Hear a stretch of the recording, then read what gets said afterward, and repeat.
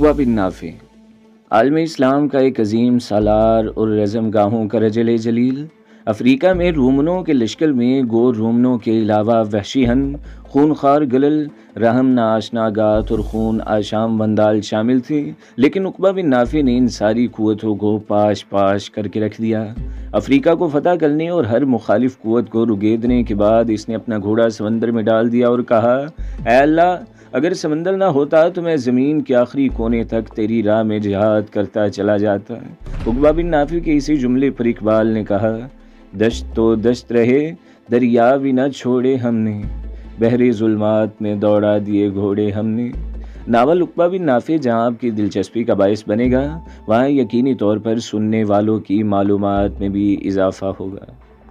چاندنی میں نہائی رات اپنے آخری لمحوں میں تھی، رات کے اس وقت جب کہ صحرا کے اندر چاروں طرف چاندنی پھیلی ہوئی تھی، شاہراہ پر نہ کوئی سوار تھا نہ کوئی تجارتی کارواں۔ ایسے میں اچانک شاہراہ پر طلسم زادوں کو لطیف روحانی سکون اور دل کی گہرائیوں کو بصیرت میں گل ہائے چمن کی خوشبو بھر دینے والی ایک آواز سنائی دی۔ کوئی قرآن مقدس کی تلاوت کر رہا تھا، جس کا ترجمہ یوں تھا، آسمان کو ہم نے اپنے زور سے بنایا اور ہم اس کی قدرت رکھتے ہیں، زمین کو ہم نے بچھایا اور ہم بڑے اچھے ہموار کرنے والے ہیں، اور ہر چیز کے ہم نے جوڑے بنائے، شاید تم اس سے سبق لو، پس دوڑو اللہ کی طرف، میں تمہارے لیے اس کی طرف سے صاف صاف خبردار کرنے والا ہوں، اور نہ بناؤ اللہ کے ساتھ کوئی دوسرا معبود، میں تمہارے لیے اس کی طرف سے صاف صاف خبردار کرنے والا ہوں۔ یہاں تک پڑھنے کے بعد تلاوت کرنے والا رکا۔ اس کے بعد اس کی آواز کچھ اس طرح بلند ہو کر سنائی دی جیسے تلاوت کی وہ آواز وقت کے پل پل رگ رگ میں، کوہ من کے کنکر کنکر، صحرا کے ذرے ذرے میں لاہوتی لذتوں کو بے قرانی اور صحبت کے اسرار و عجائب اور طلسماتی رد عمل کی کرشمہ سازیاں بھر دے گی۔ تلاوت کی آواز پھر سنائی دی، یوں ہی ہوتا ہے، ان سے پہلے کی قوموں کے پاس کوئی رسول ایسا نہیں آیا جسے انہوں نے یہ نہ کہا ہو یہ شاعر ہے، یہ مجنون۔ کیا ان سب نے آپس میں اس پر کوئی سمجھوتا کر لیا ہے؟ نہیں، یہ سب سرکش لوگ ہیں، بس اے نبی ان سے رخ پھیر لو، تم پر کوئی ملامت نہیں ہے۔ یہاں تک پڑھنے کے بعد تلاوت کرنے والا پھر رکا۔ اس کے بعد اس کی آواز میں کچھ اس طرح دھیما پن آیا تھا جیسے زندگی کی جستجو وقت کی ناآشنا تشنگی میں انجم و ثریا، شبنم اور فطرت، ساحل اور موجوں کی اسرار آمیز سرگوشیاں سنائی دی ہوں۔ اس نے پھر تلاوت کی، البتہ نصیحت کرتے رہو کیونکہ نصیحت لانے والوں کے لیے نافع ہے۔ تلاوت کرنے والا پھر رکا، کچھ دیر فضاؤں کے اندر خاموشی رہی۔ اس کے بعد تلاوت کرنے والے کی آواز رگ رگ میں چبھ کر دلوں میں امرت بھرتی صداقت، اوہام کی زنجیریں توڑتی تلاوت کی۔ وہ آواز ضمیر کو انوکھے نغمہ و نور، ذہن کو راستی کی کرنوں سے بھرتے ہوئے نفس کے شفاف آئینے پر دل بستگی کے نقوش ثبت کرنے لگی تھی۔ اس نے پھر تلاوت کی، میں نے جن اور انسانوں کو اس کے سوا کچھ کام کرنے کے لیے پیدا نہیں کیا ہے کہ وہ میری بندگی کریں، میں ان سے کوئی رزق نہیں چاہتا ہوں کہ وہ مجھے کھلائیں، اللہ تو خود ہی رازق ہے، بڑی قوت والا اور زبردست ہے، بس جن لوگوں نے ظلم کیا ہے ان کے حصے میں ویسا ہی عذاب تیار ہے جیسا انہی جیسے لوگوں کو ان کے حصے کا مل چکا ہے، اس کے لیے یہ لوگ جلدی نہ مچائیں، آخر کو تباہی ہے کفر کرنے والوں کے لیے اس روز جس کا انہیں خوف دلایا جا رہا ہے۔ تھوڑی ہی دیر بعد الجحیم سے قیروان، وہاں سے مختار اور سلینا اور طلسمان جاتی ہوئی شاہراہ پر ایک شتر سوار نمودار ہوا۔ چاندنی رات میں وہ شتر سوار ایک ہیولے کی طرح دکھائی دے رہا تھا، اور صحراؤں کے اندر قرآن مقدس کی تلاوت بھی اسی نے کی تھی۔ تلاوت ختم کرنے کے بعد وہ خاموش ہو گیا، اور چاروں طرف فضاؤں کے اندر ایک کاٹ کھانے والی خاموشی نے گھر کر لیا تھا۔ اب اس نے اونٹ کو ایڑ پر ایڑ لگاتے ہوئے اس کی رفتار پہلے سے تیز کر دی۔ الجحیم کے پاس سے گزرنے کے بعد وہ جب کافی آگے بڑھ گیا، تب مشرق کی طرف دیکھتے ہوئے اس نے اپنے شتر کو روک دیا تھا، اس لیے کہ سورج طلوع ہونے والا تھا۔ اونٹ کو روکنے کے بعد گردن پر ہاتھ جماتے ہوئے وہ نیچے اترا، اونٹ کی نکیل اونٹ کے گھٹنوں پر مارتے ہوئے ساتھ ہی ہش ہش کی آوازیں نکالتے ہوئے اس نے اونٹ کو بٹھا دیا اور اونٹ کا گھٹنا باندھ دیا۔ اس کے بعد اس نے اونٹ کے کجاوے کے ساتھ بندھی ہوئی چھاگل سے وضو کیا، ایک بار پھر غور سے مشرق کی طرف دیکھا، فجر کی نماز کا وقت ہو چکا تھا۔ کچھ سوچتے ہوئے وہ قبلہ رخ ہوا، فضاؤں کے اندر دل موہ لینے والے انداز میں اس نے پہلے اذان دی، پھر وہ فجر کی نماز ادا کرنے لگا۔ کچھ دیر بعد وہ جوان ریت پر بیٹھ کر دعا مانگتا رہا۔ اتنی دیر تک رات اپنے انجام کو پہنچ چکی تھی، چاروں طرف روشنی پھیل گئی تھی۔ وہ سوار اٹھ کھڑا ہوا، اونٹ کا گھٹنا کھول کر اسے بھی اٹھایا۔ اتنی دیر تک مشرق سے سورج سورج طلوع ہو رہا تھا۔ اب سوار پہلے کی طرح اسی شاہراہ پر سفر کر رہا تھا، حتیٰ کہ سورج کافی چڑھ آیا اور صحرا کے اندر گرمی اپنی عروج پر آ گئی تھی۔ سورج بلند ہوتا ہوا نصف النہار کی طرف آ رہا تھا اور صحرا کے اندر اٹھتی گرمی کی لہریں لبِ سوختہ کی داستانیں اور کرب خیزی کی سیت سجانے لگی تھیں۔ اس صورتحال میں شتر سوار نے چاروں طرف ایک نگاہ دوڑائی۔ کوئی بستی تھی نہ کوئی قصبہ، شاہراہ بالکل ویران تھی۔ سوار کے چہرے پر اس لمحہ ہلکا سا تبسم نمودار ہوا۔ اس کے بعد اس نے بڑے کرب خیز انداز میں ہدی گانا شروع کی تھی۔ ہدی کی آواز سن کر اس کا اونٹ چند لمحے بلبلاتا رہا، پھر بپھر گیا اور آپ ہی آپ ہدی کی آواز سن کر اس نے اپنی رفتار تیز کر دی تھی۔ اب اس کا اونٹ صحرا کے ذروں کو اپنی گدی دار پاؤں تلے رونتا ہوا بڑی تیزی سے اس شاہراہ پر بھاگ رہا تھا۔ کچھ دیر آگے بڑھنے کے بعد سوار نے اونٹ کی رفتار کم کر دی۔ اس کے چہرے پر ہلکا سا تبسم بھی نمودار ہوا تھا، اس لیے کہ اسے اپنے سامنے ایک نخلستان دکھائی دیا تھا، ساتھ ہی اس نخلستان سے اسے ظہر کی اذان بھی سنائی دی تھی۔ شتر سوار کچھ دیر تک اونٹ کی گردن تھپتھپاتا رہا۔ اونٹ درمیانی رفتار سے آگے بڑھتا رہا، یہاں تک کہ اس نخلستان میں داخل ہو گیا۔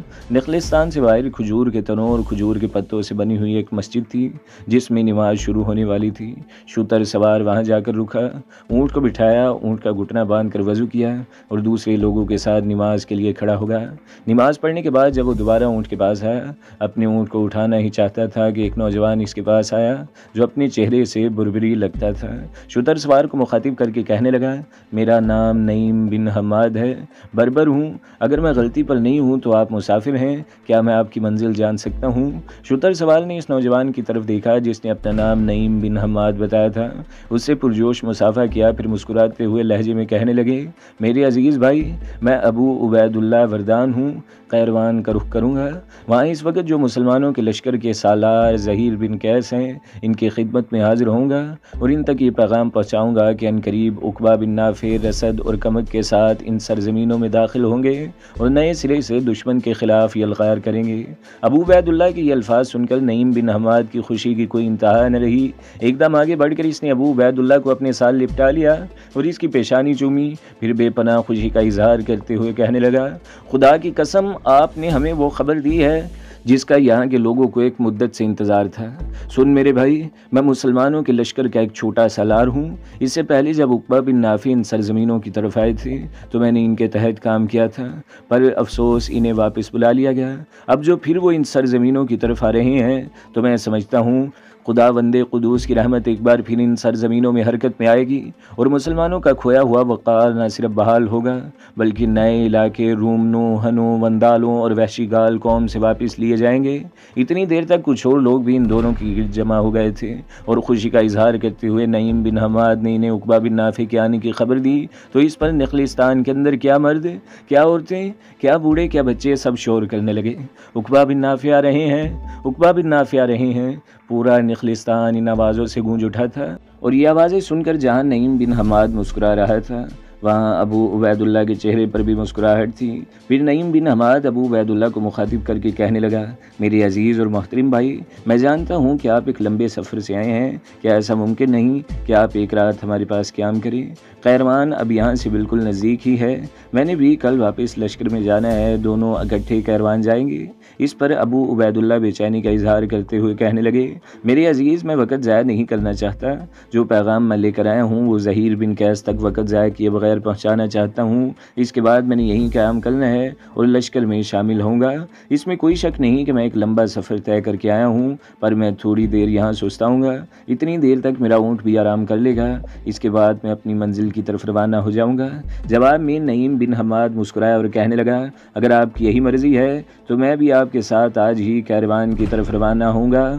اس کے ساتھ ہی ہاتھ کے اشارے سے نعیم بن حماد نے کچھ جوانوں کو بلایا اور ان کے کان میں خسر پھسر کی، جیسے سن کر سب سے پہلے ایک نوجوان حرکت میں آیا۔